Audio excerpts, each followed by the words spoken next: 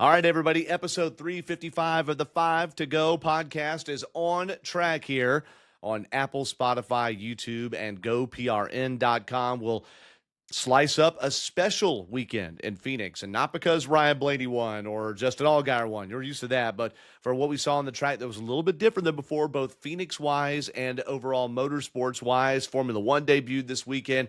Short tracks in Georgia getting ready to fire up in more earnest here coming up. And hey, Devin and I will talk about some other appearances we made online, talking about racing here and so forth. So welcome to the show. I'm your co-host, Doug Fireball Turnbull from the announcing team at Performance Racing Network. After a week, Performance Racing Network is back. PRN is back at Las Vegas Motor Speedway. I've never been with PRN before. I've been to the track 3 times, but never been with Performance Racing Network. They'll be staying at the South Point Hotel and Casino and with a lot of the racers down there and doing O'Reilly and Cup Series action from the track. The Truck Series is off. They'll return at Darlington the week after that. So welcome to the show. I'm part of the announcing team at PRN and part of the traffic team at 11 Alive with Rachel Cox-Rosen here in Atlanta and also the Atlanta Journal-Constitution gridlock guy. And I love to get to play not only with slow cars, but with fast cars with all of you. Joined on the line, a guy donned in a number 7 Jets jersey that is not his Geno Smith jersey from when he was 15 years old. Check out Devin's social media, braces and all, old Geno Smith jersey. He's got his garbage Justin Fields jersey on, and he's bought another Geno Smith jersey to replace it. So excited is New York about signing a second-string quarterback. He is our – hey, the Falcons did too. He is our roving racing journo. He is University of North Georgia alum. Hashtag hire Devin Kupka, ladies and gentlemen, multimedia enthusiast. Buddy, how you doing? I am doing well, and outside of whatever the allergies or the cold that I have seemed to have gotten this week, maybe it's because of the hot weather and the pollen and all that, because spring is essentially sprung like 2 weeks before it's actually officially spring. But I'm actually doing really good because, look, Geno Smith is back as a New York Jet. Let's go. We're going to win a lot more games this year. We have a good offensive line. We've got the receivers. We got the running back. I think we can win some games this year. It's going to be up to the coaching staff, but I am ecstatic that they're bringing Geno Smith back. I'm probably the only Jets fan that's this excited about it, but I had to bring out the Geno Smith jersey, the throwback here from back when he was with the team, but I'm very excited. I think we're going to win more games, and just as long as the coaching staff holds their end of the bargain, we should be in for a very, very good year this year. You know, I remember you being excited about Justin Fields last year. I think I remember that. I don't remember if I really was. Oh, respond right here. We're going to win more than 4 games. Let's put it that way. Okay, hey, 3. Over under on 6. Okay. All right, so there you go. Football podcast is in motion here, but now Dev is lined up. And, of course, Dev, you've had some extracurriculars from the 5 to Go podcast. I've gotten to do a few things lately as well, so I want us to give both of us a chance to talk about those. I was not familiar with this podcast until I saw you post about it. So tell us where else people could hear your expertise this week.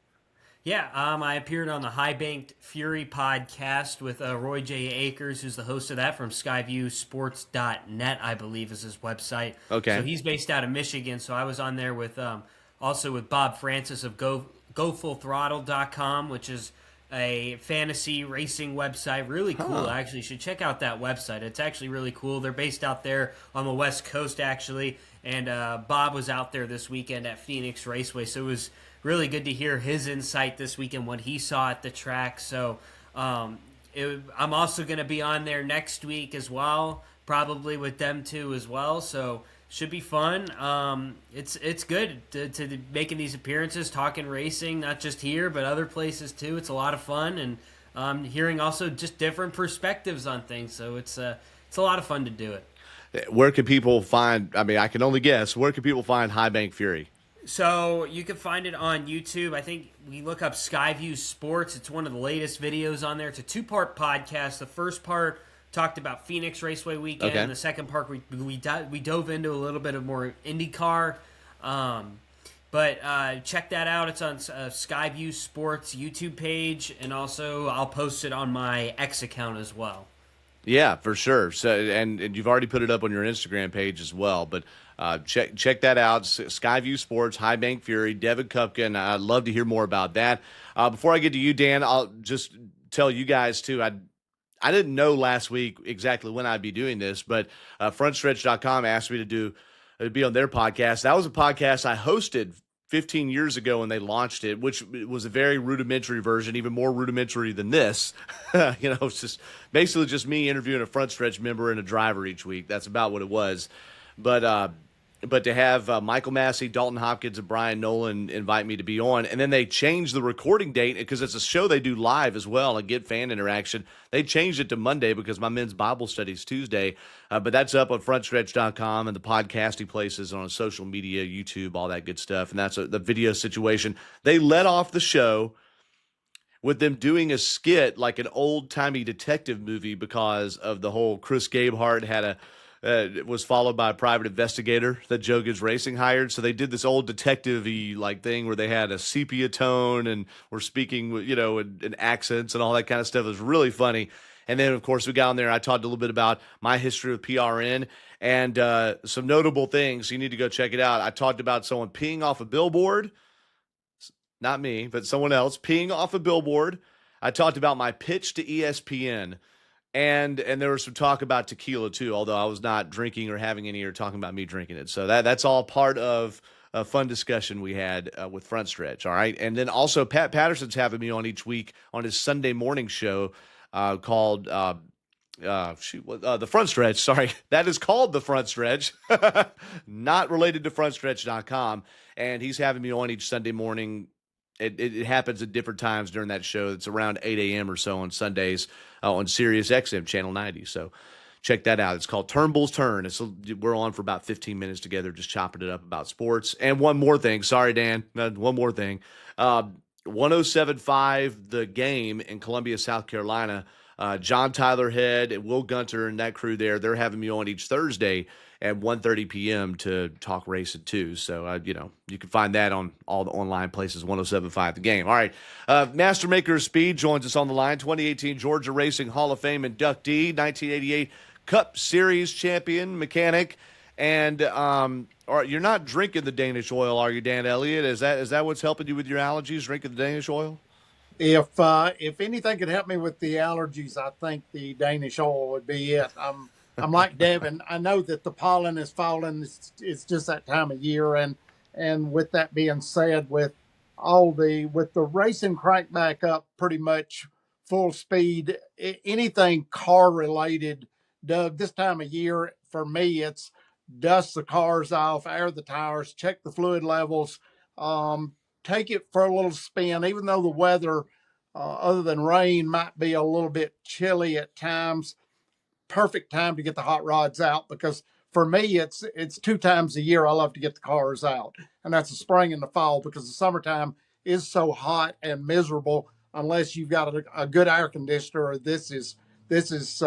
That time of the year is definitely not the time to get the cars out. But for us up here at Dawsonville, the cruise in has started back at the varsity on Tuesday afternoons. So you can go down and see a variety of different types of cars, hot rods, whatever.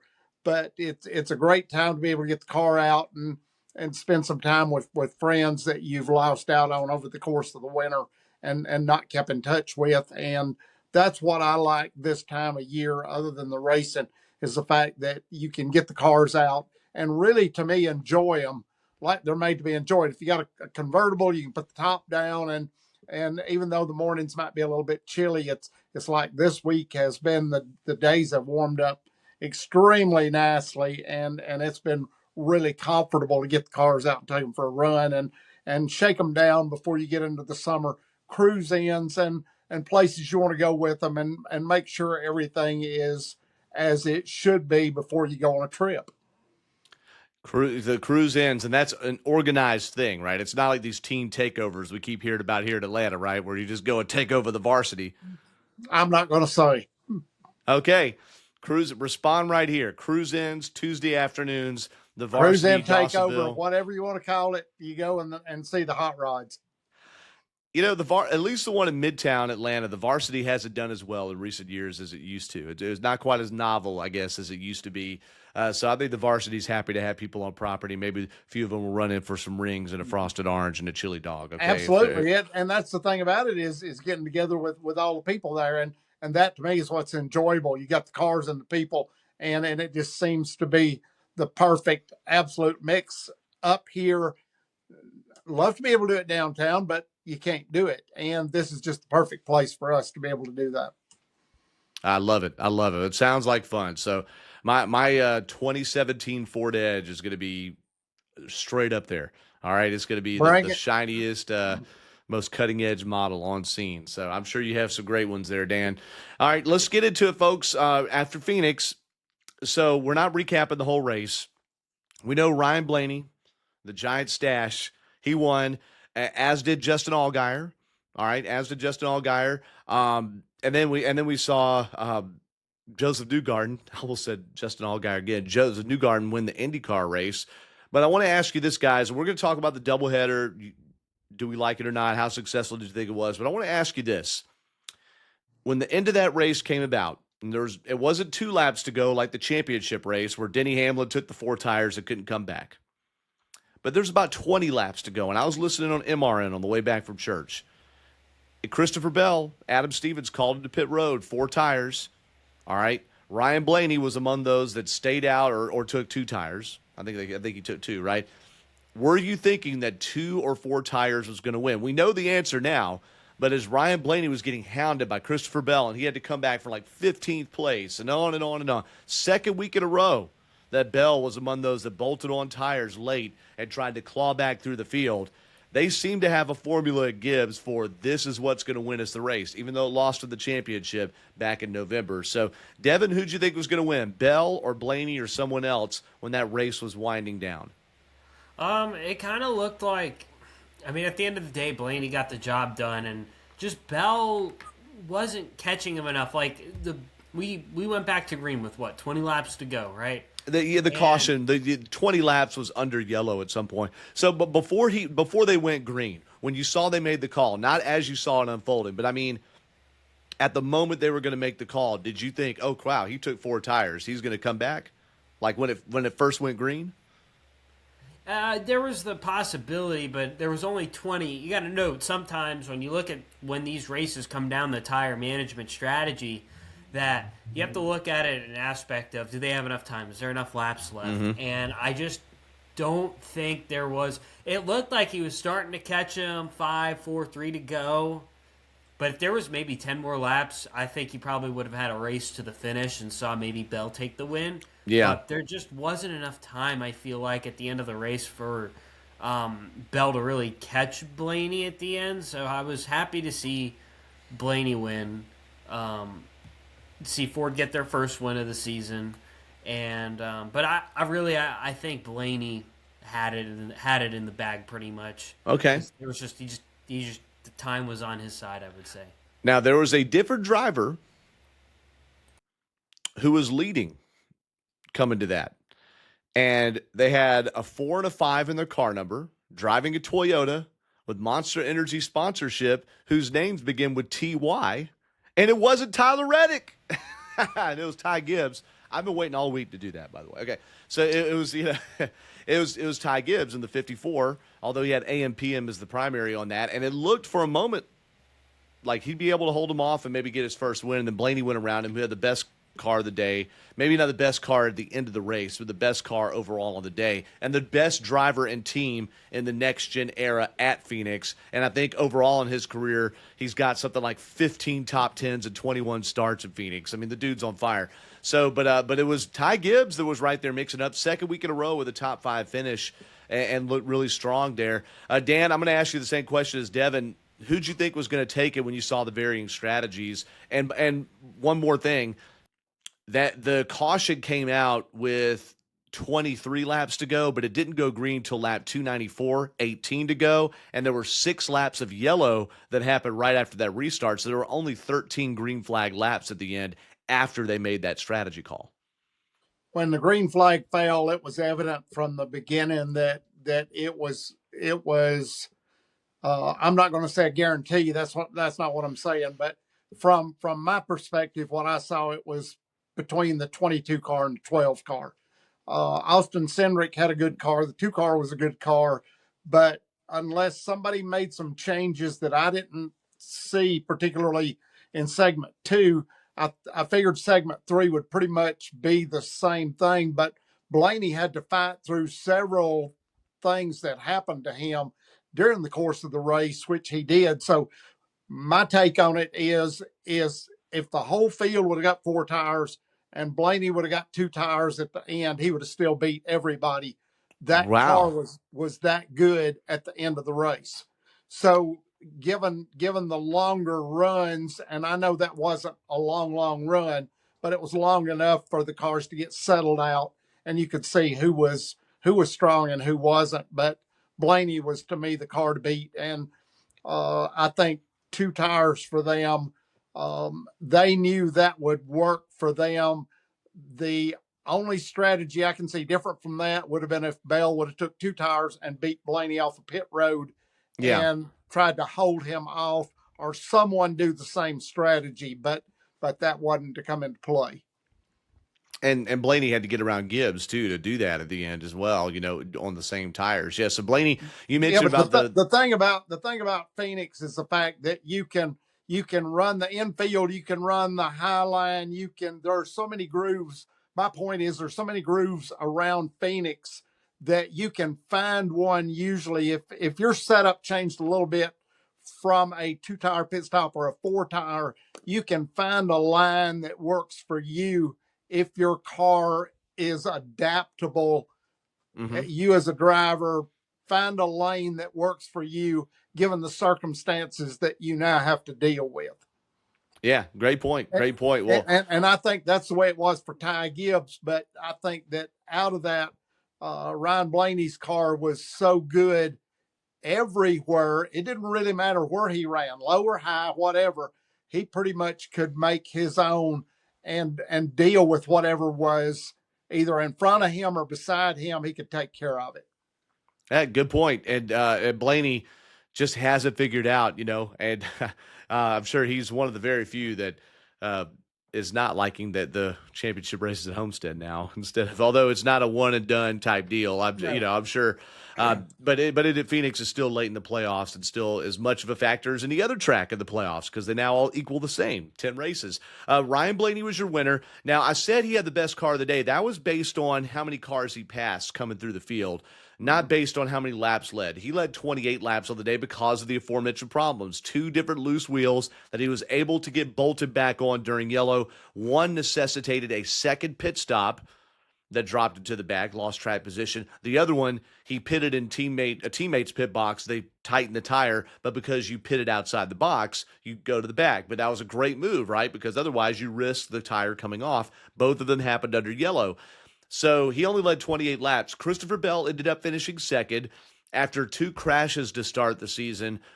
Bell is, again, it's only 4 races, but Bell has really come on strong there. Any questions about that? It wasn't a performance issue on the 20 team, nor is it a performance issue with Chase Briscoe. We'll talk about some people that are in a deep hole later on. Briscoe's been fast every week. He's just crashed and had mechanical issues. So we'll leave that for there. Kyle Larson was third, but led 0 laps. Much like the championship race. Just quietly third, and that won him a championship back in the fall. Ty Gibbs ended up finishing fourth, led 12 laps of the day, and Denny Hamlin, the dominator in the fall, had the heartbreak. He finished fifth and did say to the media, by the way, the returning, quote, to the scene of the crime, the scene of the loss was tough for him. And I don't know if he was just trying to chum the waters a little bit or if he was being completely transparent, but Denny Hamlin definitely had to go back and kind of look it right in the eye. Dan, is there something to that? Do you remember if some races that you all lost that were heartbreakers when you had to go back there the next time, or even, the race, if there was a race you circle where you lost the 1985 championship or where Bill lost the 1992 championship, was it hard to return to the next race after it? Is that a real thing, or does it depend on the driver or the circumstance or what? Doug, it seemed like for us, we went back more resolute that we were going to take a situation that was maybe an adverse situation and turn it around. And it was almost to us like the track, as we talked about before, and I talked about this with Devin, was that you felt like the track owed you. It was one of those that was stolen from you, and it felt like you were owed that, whether you were or whether you weren't. That's was the attitude you took, and you went back and you actually didn't feel like you raced the cars, you raced the track, if that makes any sense. That does. Okay, felt like you raced the cars and not the track. Yeah, that's a great Race way the to track, look at not it. the cars. But Denny race the track. Yeah, so Denny made that point though about that race, that it was tough to go back to it, and he had a quiet, solid day, kind of like I'm telling you, here he is again. You know, quiet, solid, just kind of doing his thing, not too flashy. I know he won 6 races last year, but sometimes to me Hamlin makes as much noise in the times he doesn't win, because he struggles and still finishes in the top 10. Is this an imposter that's in the car now, or an impersonator, or where is the real Denny Hamlin? I don't. We'll see. We haven't seen much flash from the Snake Eyes yet. We haven't seen much flash from the double one. He was 5th. The car that he owns, Bubba Wallace, ended up finishing 6th. William Byron's first top 10 of the year, Mr. Consistent. He got his first top 10 of the year, though, after a halting start, couple of wrecks, and he finished 7th. 8th went to Tyler Reddick. The win streak was broken. He was never a factor in Phoenix, but always in the top 10. 23-11. Both cars running strong at yet another different kind of track. Write it down. 9th place went to Michael McDowell. What? Spire again. And it's not Hocevar. It's McDowell that keeps doing it. Although Hocevar had some time up there in the top 10, McDowell finished 9th. In fact, Hocevar was in the top 10 toward the end and faded big time on the last restart. And 10th went to Eric Jones, who has struggled, all caps this year. Got his first top 10 of the season. Shane Van Gisbergen, guys, finished 11th. They're starting to be, and this becomes a talking point to build steam because people talk about it. So maybe that's why I'm doing it. Full transparency. But here's another race where he went through spinning twice and finished 11th. Remember Atlanta? Yep. Where he got a top 10? Oh, did he? Hold on. Did I get that right? He did get a top 10 in Atlanta, didn't he? Yeah. No, he did not. At Atlanta, he finished, no, he did. He finished 6th. He finished 6th in Atlanta after going through the grass twice. Here he spins out 2 different times. One of them was on like Kyle Busch gets a flat that Shane Van Gisbergen spins out, and it brings out the yellow to help Kyle Busch. But to finish 11th and get, do what he did and sit there 5th in the points, I know it's a small sample size. I don't feel like he's going to stay 5th, but anybody impressed by that? I'm very impressed by the whole season so far of SVG. I'm impressed. Very much so. I would agree with Dan as well, being we're 4 races into the season now. Him being top 5 in the point standings, having 2 super speedways, but a road course that he didn't win at, and having an regular oval in Phoenix, I think is really impressive so far to begin the year in the new format. This isn't last year where he was first maybe for a little bit with all the road course wins. So I think it's really, really impressive, especially under this format so far. Yeah, well, and I don't think he was first per se, like in the standings, if that's what you mean. I don't mean, with the wins. They would always rank it by wins last year, or the past 10 years. But with where he was in the points, he would have had a difference from 1st to 16th or whatever. Well, anyway, I see what you're saying, though. I get what you're saying. Is you kind of weight your stuff higher, but with how much wins make a difference. Momo's bringing me a drink. Come on. Kahlua in that, or I'm just kidding. No. I'm just kidding. I'm curious what I think this is protein coffee. Oh boy, that looks like that could send me straight to the back room. Okay, but okay, but with Van Gisbergen, what's the wins mean a lot, and it's going to be interesting as if he pops off a couple, if that helps kind of inflate his average. But he's getting better on ovals. There's no doubt about that. And I do want to point out, it's not impressive that Kyle Busch finished 17th by itself, but the fact, just like with Eric Jones, that he was lapped and in 30-something place in the first stage, 3 times had tires go down and had circumstances get him reshuffled back in the order. To have him finish 17th, that's daggone impressive to come back from all that and do that. And I mean, that's, again, nobody's going to get happy about 17th, but I thought that's impressive that Kyle Busch, you hope it, how are we feeling about the A team right now? Because win the Daytona pole, led laps Daytona, and then an early crash at Atlanta. Coda, we didn't hear much noise from him after being really strong a year ago. This race was a throwaway, but he also had a big comeback. Devin, you're making a face. I'm going to let you go first. Yeah. Well, I mean, I've got a Kyle Busch fan in the house here, so Well then, they thought it was impressive what he did on Sunday, because he went a lap down. He spun out twice and all that, and it's like, oh man, gonna be a rough season for the 8 team. But hey, finishing top 20 there at the end, that's a good day for Kyle Busch. What do we have to say, Dan, when we're like, oh man, a good top 20 for Kyle Busch? I know it's because he got 3 flat tires. We're saying it's a good top 20, but this makes me feel like last year when we were getting excited about Chase Elliott's top 20 streak. Yeah, but I think you've got to examine several teams that fall somewhat in the same category, even though there's no need to go in and mention each one.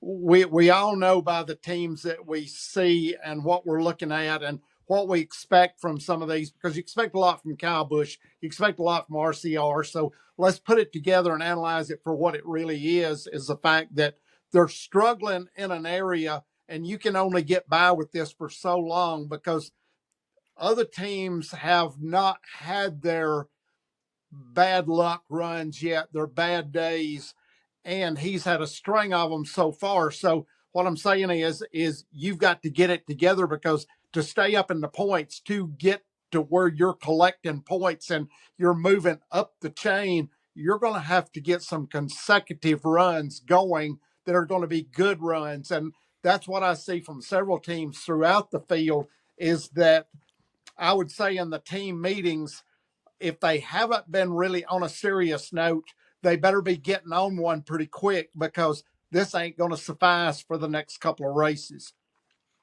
It's 17th and also not stage points, right? This is 17th. This is 17th naked. Yeah.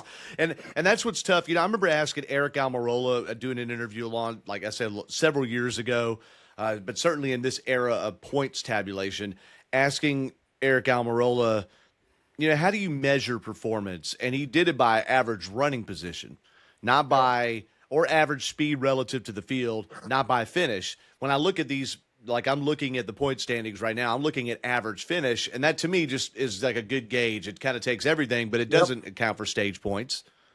Average finish, you could be crap all day, have a great restart at the end, finish 10th, and oh, look, Eric Jones finished 10th. But it's like, yeah, but Eric Jones really more like he finished 20th.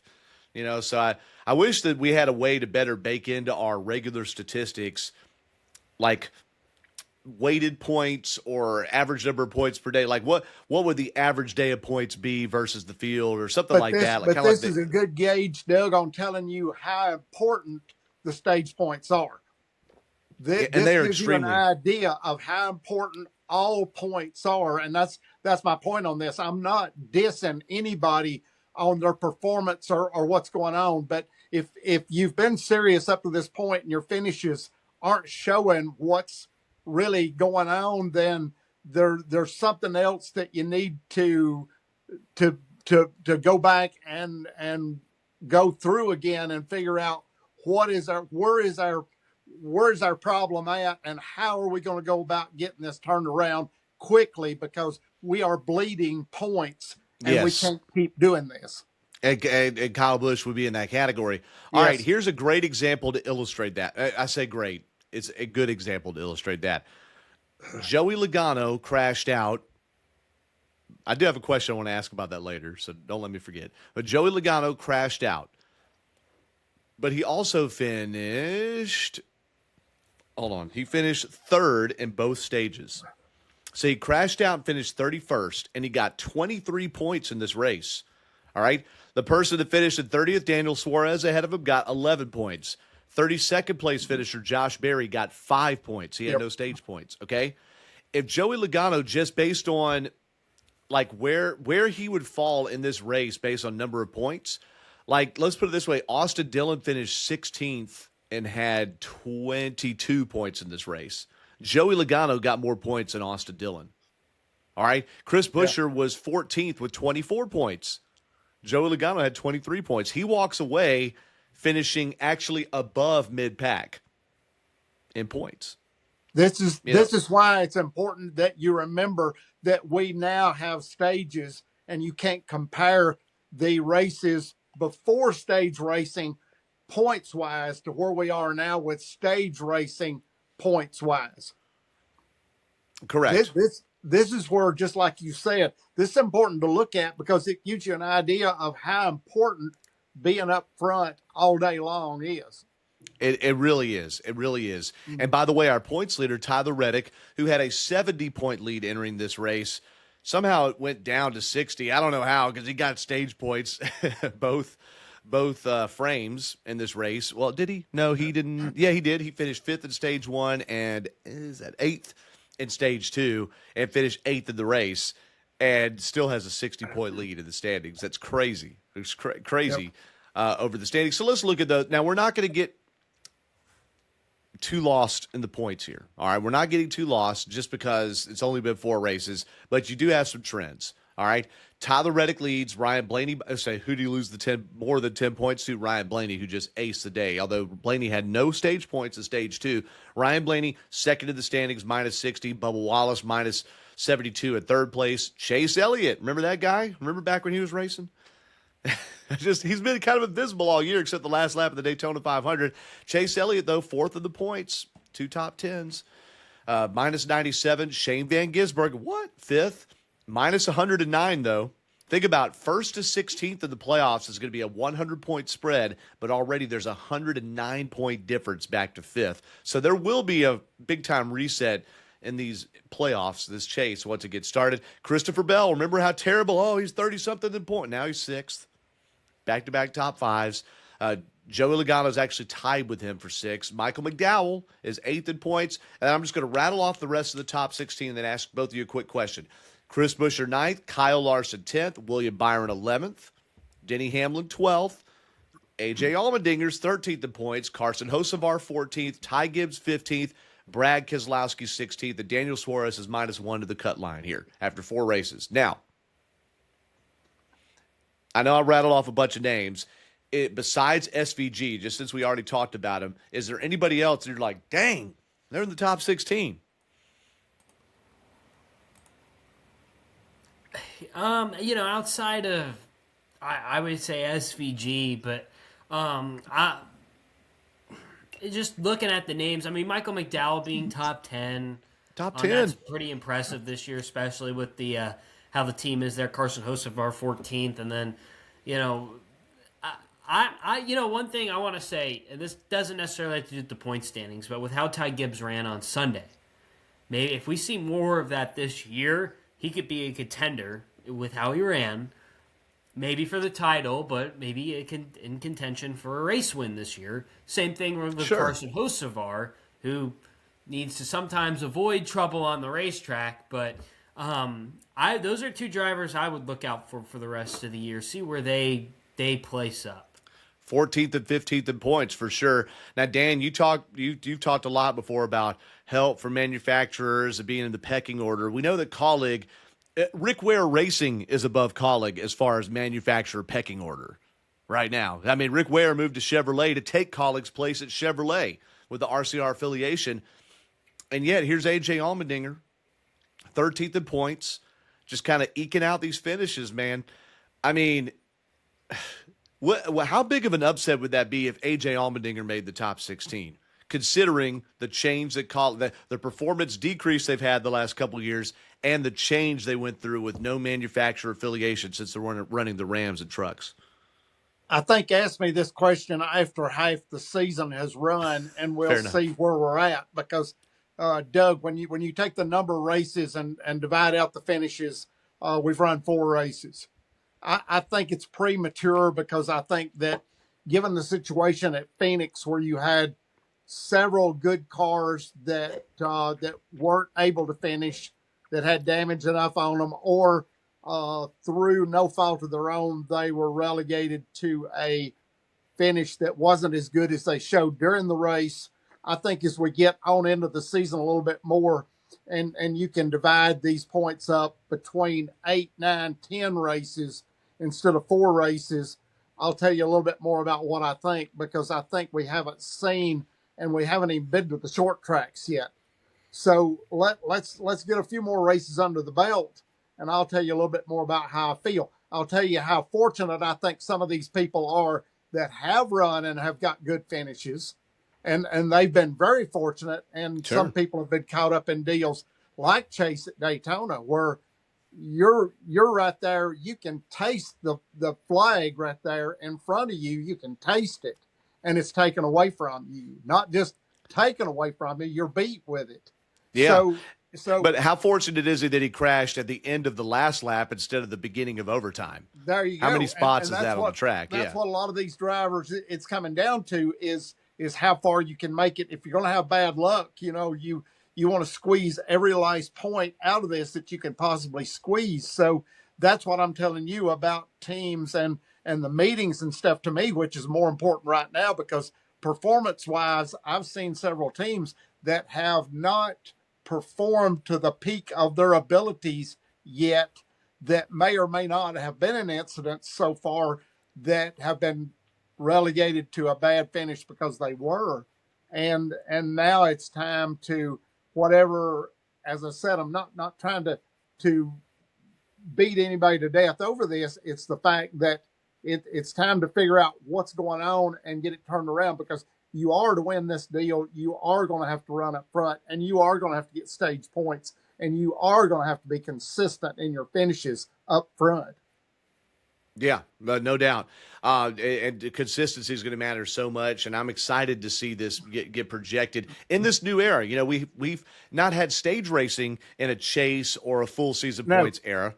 Okay, we've not had stage points, so that's different, and it's just a different evolved era with war rooms and more engineers and software and AI and all the things we talk about. So put that over a chase era and a 26-point body, and then a 26 race and 10 race body. Hey, out of the top 16, I'm actually surprised by this. 8 of the top 16 drivers have run all the laps this season, and AJ Allmendinger is one of them, by the way.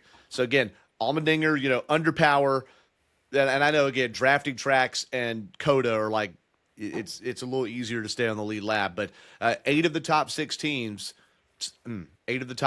teams have run every lap. Ty Gibbs, 15th in points, has run 190 laps less than the full total this year on virtue of those 2 early crashes to start the season, and is still 15th in points. That's kind of interesting. Something to point out. Kind of interesting, too. All right. Now, back in the points. And again, I know other racing podcasts have done this. I just want to look at some drivers back here, okay? And I'm not even going to give the minus, the delta. They're several dozen points behind the cut line, a lot of them, okay?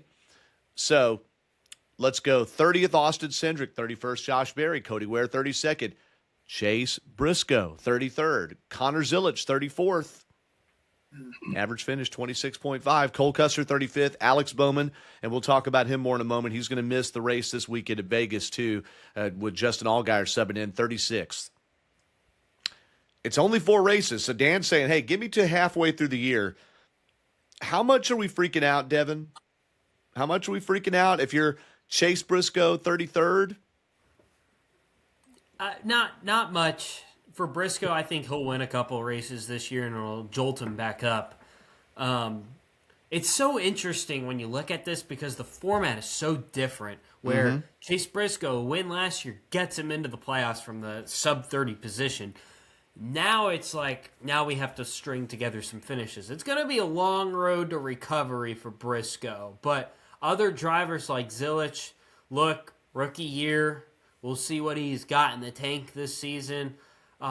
Barry, same thing too, in a way, where look at the equipment that he's running in. We'll see, maybe, hey, he could win at Las Vegas like he did last year this time a year ago. But so, like, some of those drivers, it's surprising to see that far down, and some of them are going to recover like Briscoe. But the question mark will be on Zilic and Barry. Will they stagnate around there, or will they go up a little higher, or will they go lower? We'll see. And Bowman, and I'm going to say this about Bowman, the more time he misses is going to be just an incredible climb to get back out of that, because a multiplier, it's going to be tough. And this doesn't look good for Bowman missing time here because I believe, if I'm not mistaken, this is a contract year for Bowman too. It is. No, that's that. Yeah, 100%.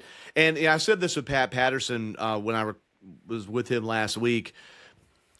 If he misses significant time, in 3-4 races, I'm hoping that he gets judged on a curve because it's really an incomplete if you judge off, like, I'll go first at 36. Hey, why are you 37th in points or something? Well, okay, he missed that many races. I hope they're looking at points per race and running position and how do you run versus your teammates and all that Doug, stuff. let's get down to the nitty gritty on this. I'm praying that he comes back and he's health wise 110% to be able to do this. Of course. Right now I'm concerned about health and what's going on because first order of business and the racing can follow. But let's get him well first, and we have no idea what's going on.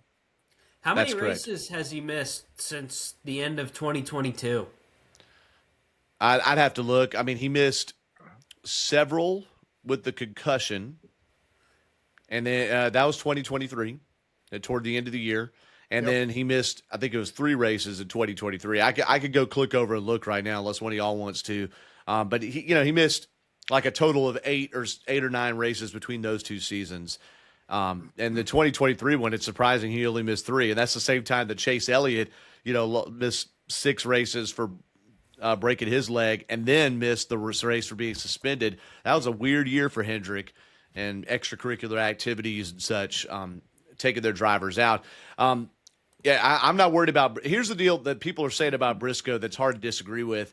If you feel like you need to be top 3 or top 5 in points after 26 races to really have a shot at pointing your way to a title in the last 10, that's where Briscoe's more behind the 8 ball than just making the playoffs. Here – making the playoffs. Drivers used to say it making the chase before. It's like, it's a big deal to make the chase, but like, I want to win races and be in contention for the championship.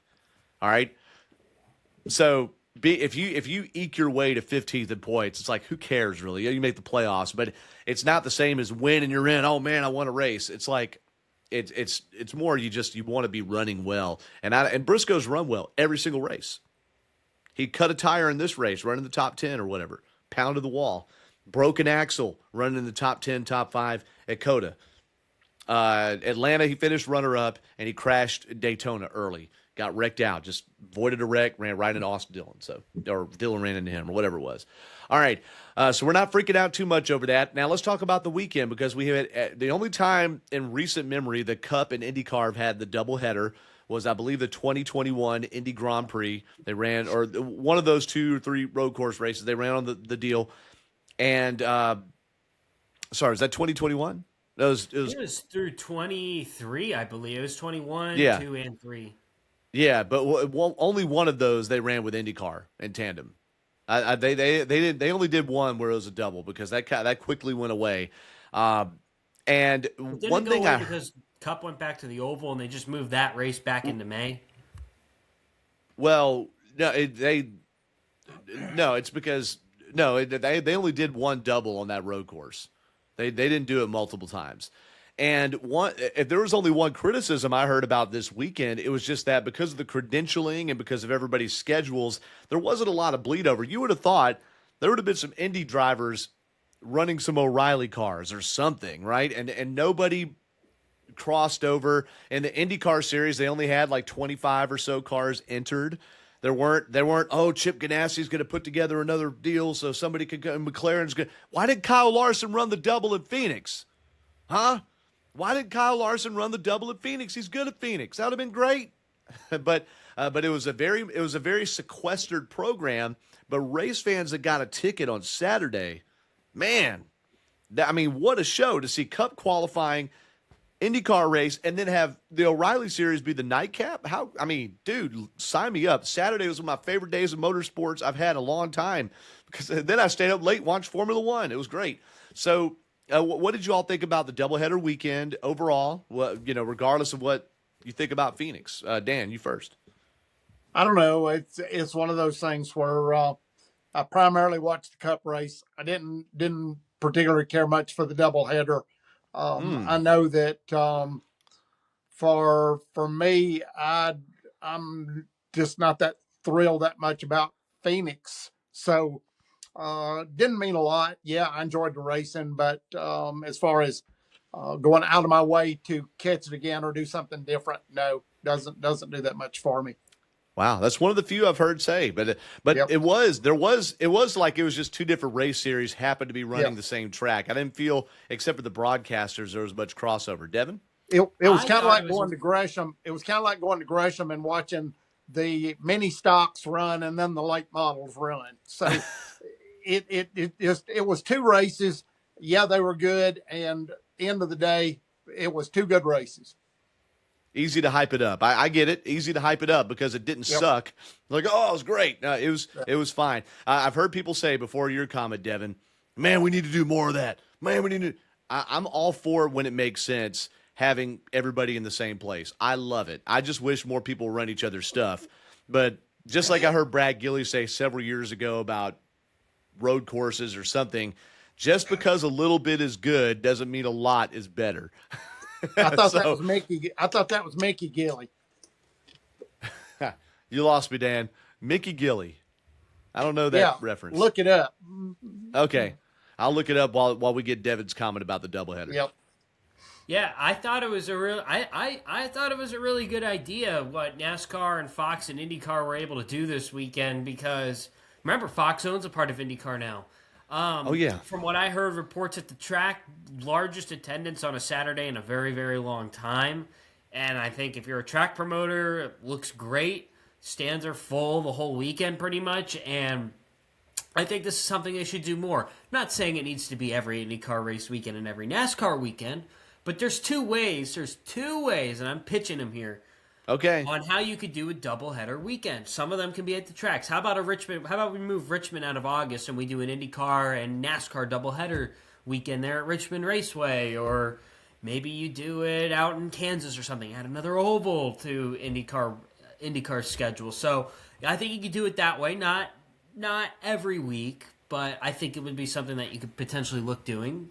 But also, maybe with how the contract is set up with Fox and IndyCar and NASCAR nowadays, I feel like during Fox's portion, you could probably put more Cup races on Fox and have them as a doubleheader. Maybe you run a Sunday night race, have the Cup race on at Sunday night, and then IndyCar has the afternoon, or maybe Cup has the afternoon and IndyCar has a Sunday night race. Do more of those doubleheaders on the over-the-air Fox TV broadcast. And maybe even, I didn't get to pitch this on Monday when I was appearing on that show, but how about NHRA at the beginning of the day, IndyCar or NASCAR in the middle, and then the nightcap could either be IndyCar or NASCAR. How about that? That's a full day of motorsports and a contract that Fox has with all three of those racing leagues.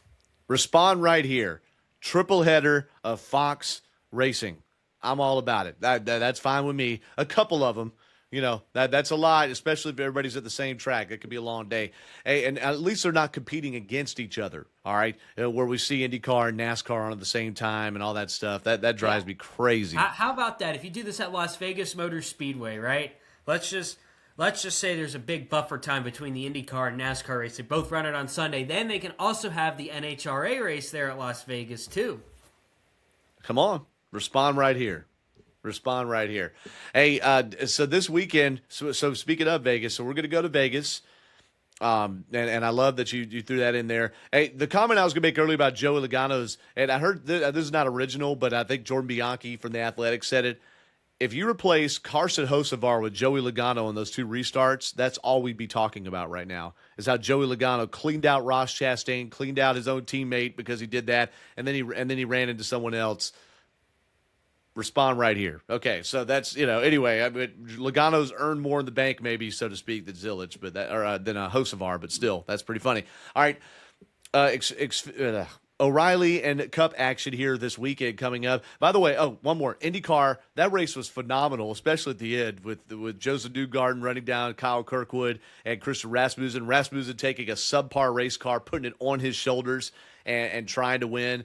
That was great. And by the way, Newgarden wins for Penske after Penske goes winless a year ago. That was a big story. And Penske sweeping the weekend, 60th anniversary. They, all that. There's a lot big there. Devin, do you have something? Yeah, to your comment about the crossover, this just popped in my mind. for the people that were at the track and even watching here at home, there was crossover. It just wasn't inside the cockpit of a race car, but there was crossover at the track. Apparently a lot of IndyCar drivers stayed on Sunday to see the Cup race. Okay. In the Fox booth on Sunday, they brought in the IndyCar Fox booth as well during Townsend stage Bell, 2. James Hinchcliffe. Yep. We saw some IndyCar crossover this weekend on the NASCAR side of things, especially on Sunday. Seemed like Just it was not driven by the cockpit of a car. It seemed like it was driven by TV more than any.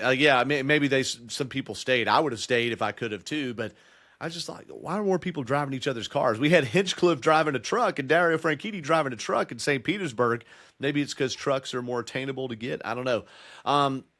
With the racing this weekend, O'Reilly Saturday, Cup Sunday, you can look up the times, goprn.com and the Performance Racing Network team, PRN app. You can listen to them in the NASCAR app or local affiliates or one more, Sirius XM 90. The Cup Series, it's, I think, 36 cars, 36 drivers. You know who's running where. On the O'Reilly side, Cole Custer's replacing Garrett Smithley this weekend. Second time Smithley's out of the 0 car. He'll be in the 0, like I said. Connor Zilic will be back in the 1. Carson Quapple will go in a 5th Junior Motorsports car, number 9. Kyle Larson will be in the number 88. Raja Caruth, second week in a row, will be in the 32. I mean, that's that whole mix match thing they're doing to get them running a full season. Chandler Smith, second week in a row in the Hettinger Racing, number 5. Chase Briscoe will step in place of Brent Cruz, who is not old enough to run Vegas, in the 19. And how about it? Pit spotter, pit producer, Myatt Snyder will be in the number 30 Barrett Cope Racing Machine. We also have Nathan Bird will be back at the 42. Daniel Dye for AM Racing will be in their second entry, number 52.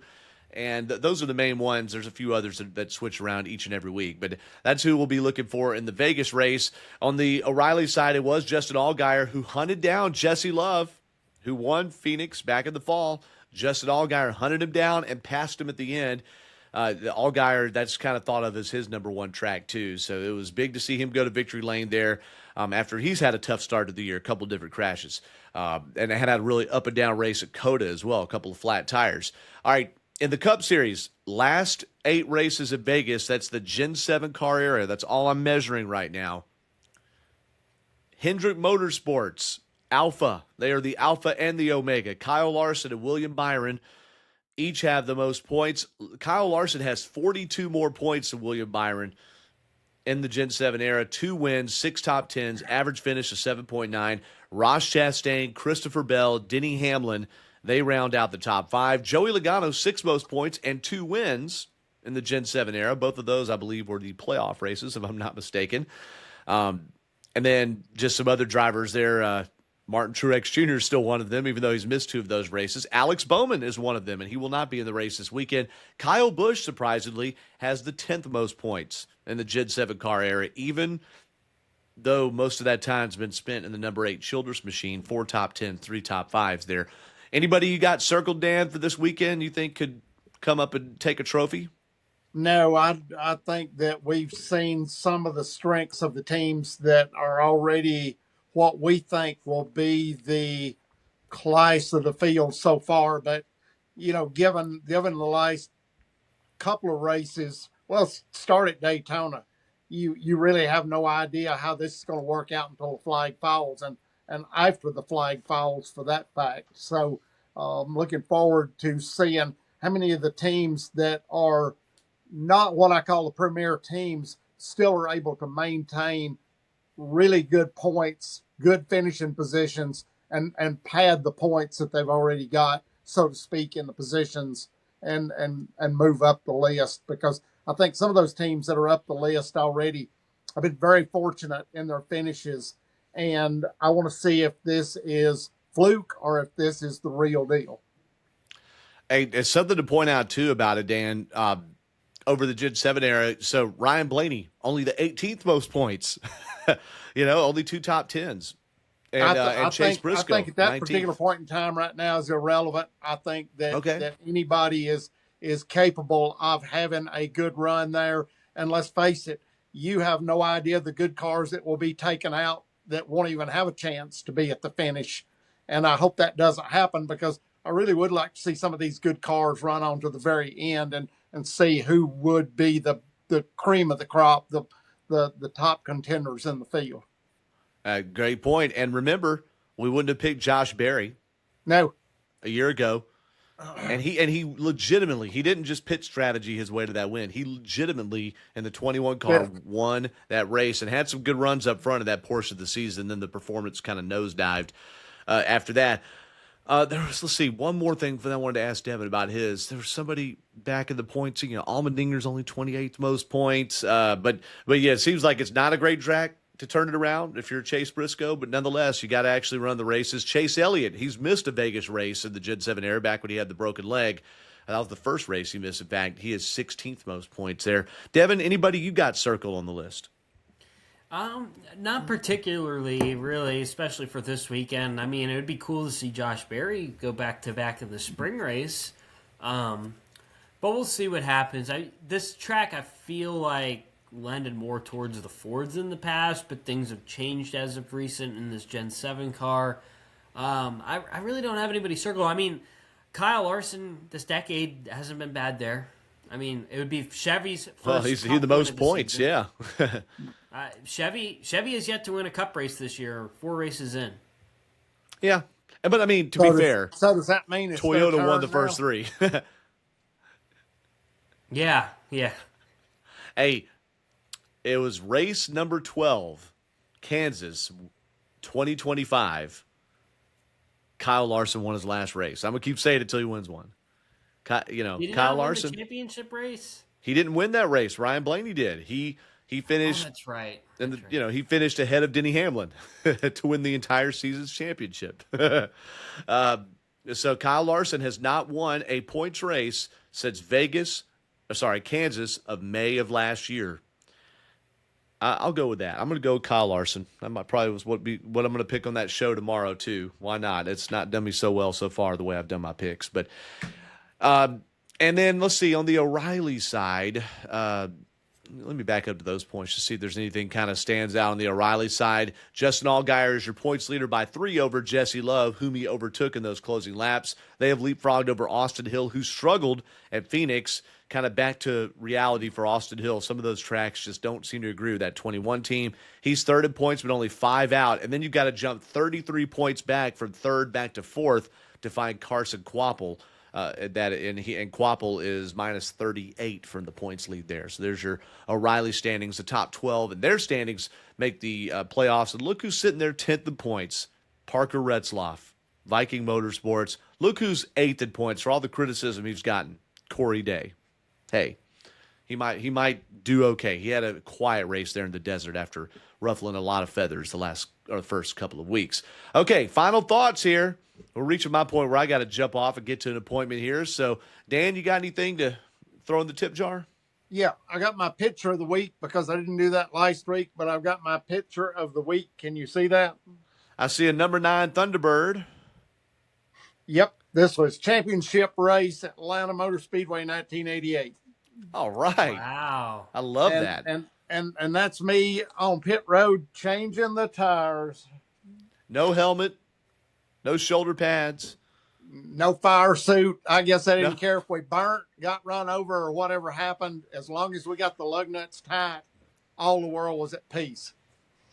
A lot changed, but both from the pit road accident that happened with the number 19. Our team changed a lot of history in the way that pit road would be operated forevermore. Yeah. And that Ricky Rudd Ward Burton accident on pit road at Homestead in 2001 also was the point they got helmets. I'm sad to say that it came for a loss on our crew member and almost a loss of another crew member that you had to go through that to get something done about it. But I didn't think lightning would strike twice on the same team, and it did. That's crazy. Well, yep. Man, Dan, just, we think of Mike Wrench's family all the time for sure. Yep. Devin, final thoughts for you, sir. A quick final thought has nothing to do with motorsports, but my final thought is I can't stand the people complaining about NCAA Division II and how they do their tournaments. They want it nationalized. Some people want it nationalized like D1 is, where it's not based off a region and how you make the tournament, but the main complaint is that they can't stand rematches in the D2 tournament, which apparently happens pretty frequently. But if you look at all throughout all these other sports, rematches happen all the time in the postseason. So that's my final thought. Is Okay. I'm tired of seeing all these people when the Division II men's and women's basketball brackets came out that we can't have rematches. This is unfair. Tell your team to be better. That's it. That's it. And congratulations, men's basketball team, making it for the tournament. First time since 2024. Wish them luck this weekend. University of North Georgia, that is. Yes.